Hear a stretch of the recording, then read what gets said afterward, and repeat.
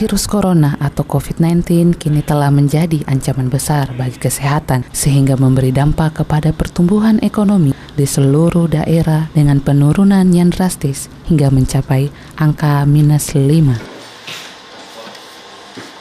Dengan adanya survei Badan Pusat Statistik Provinsi Papua, pertumbuhan ekonomi selama masa pandemi sangatlah positif dengan pencapaian menjadi 4,52%. Kepala Bidang Neraca Wilayah dan Analisis Statistik Badan Pusat Statistik Provinsi Papua, Sugianto, menjelaskan bahwa penyebab pertumbuhan ekonomi di Papua cukup positif dikarenakan adanya produksi tambang emas di PT Freeport Indonesia.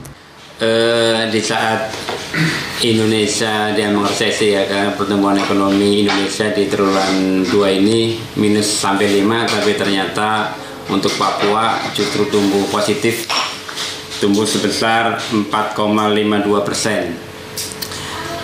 Pertumbuhan ekonomi Papua yang positif ini karena didorong oleh tingginya produksi tambang emas dan tembaga di Freeport.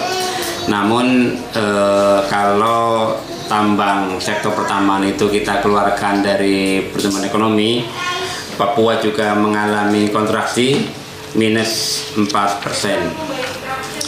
Sektor-sektor yang paling besar pengaruhnya terhadap pertumbuhan ekonomi adalah sektor transportasi dan perdagangan yang minus cukup dalam sebesar 49% ya.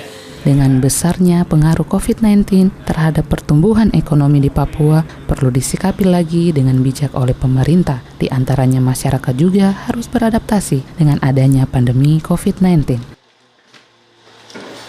Dari Kota Jayapura, Papua, Calvin Erari, Jaya TV mengabarkan.